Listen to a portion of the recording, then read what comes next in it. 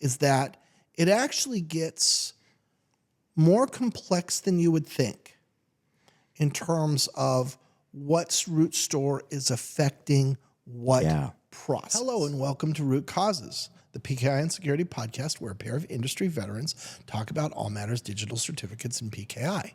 We're here at Toronto Sessions Season 3. I'm Tim Callan, Chief Experience Officer at Sectico, and of course, I'm here with Jason Sirocco, Senior Fellow at Sectico. So, Jason, there are a couple words that are used a lot in the world of browsers and the internet and the web PKI, and I think almost nobody really understands what they signify, and the significance matters. And those are Chrome and Chromium. And I guess we could also throw Google in the mix. Yes. Okay. Goodness.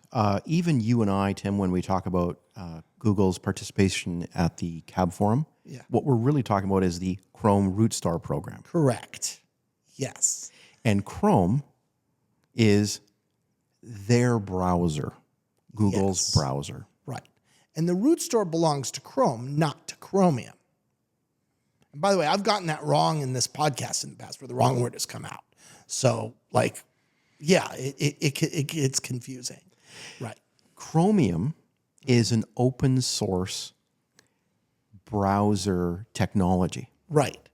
That is the basis of Chrome and Edge, and I'll bet you some other stuff I don't know on the top of my head. Brave. Okay, I didn't know that. Okay. So I read something recently from, not going to name names, somebody who should have known better. Everybody makes mistakes. And they said, the Chrome Root Store program, they said that totally correctly, is making a decision as part of their rules. Right. And therefore, all Chromium-based browsers are going to follow suit. Right. Wrong. Right. Edge uses the Windows root store. There you go. I don't know what Brave uses. Could be anything. Could be Mozilla. Now, little known fact, unless you're in the Linux community, but on my Linux box, there's actually a browser, Chromium. Okay. So Chromium itself, the word is either the open source browser technology or it is actually a browser on Linux. Now, let me ask you this, because I don't know the answer. Is the Linux Chromium browser based on the Chromium project? Yes. I would have figured. Okay. Yeah. Yes, it is. But it's a Linux box. Yes. So is it using the Mozilla root store? It is using, I believe, geez, you got me. Might be. Most Linux is. Most Linux is. Yeah. And maybe that's why it's called Chromium rather than Chrome.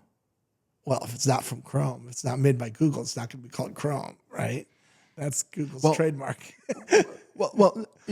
No, but the thing is, I think that it could have been called Chrome, but then because it perhaps isn't using the Chrome root store program, right? It's using Mozilla's. Well, and I don't believe that anybody outside of Chrome is using the Chrome root store program. Remember, a couple things to know about the Chrome root store program. It actually came to the game fairly late. It still does not have 100% adoption. Yeah. Chrome on iOS uses the Apple root store. Yes. It's just like Chromium, probably on Linux, using Mozilla. Probably.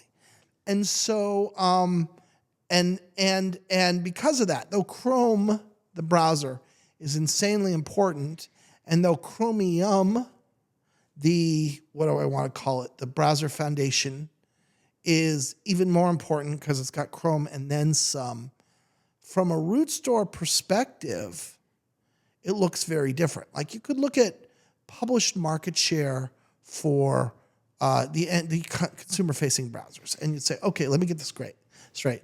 Chrome is 70% of the market and Mozilla is 7%. Okay, that means Chrome is 10 times as important as Mozilla. Well, not the root store, because the Mozilla root store touches all kinds of stuff Yeah. that you don't think of as a classic human-facing browser, That's right. right? That's right. And so it turns into a very different pie chart depending on what you're looking at. Yeah, various operating systems Yeah. really carry a lot of weight. iOS, Right, Microsoft. Like you can't just look at the Edge market share to understand the importance of the Microsoft root store, because the Microsoft root store is sitting in every Windows machine in the world, that's right. right?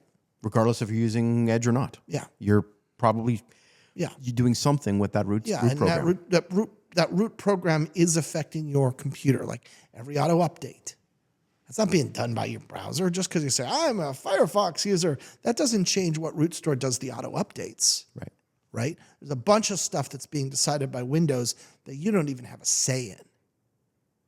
So, yeah, I think that is a valid and important thing, and it's confusing as hell.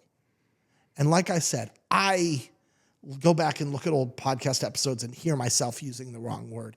And I try to be rigorous about it, and sometimes I think I don't even realize I'm doing it. And that's why we're doing this episode. Yeah. It's to help people to understand what the words are. Right. And it really was spurred in my head when I saw somebody say, basically the assumption was all Chromium-based browsers, including Edge, had to follow a specific rules of specific root store. That's not true. And I think there's the other bigger point that we kind of crept into, and we could keep going there if needed, but I think point's made, is that it actually gets more complex than you would think in terms of what's root store is affecting what process.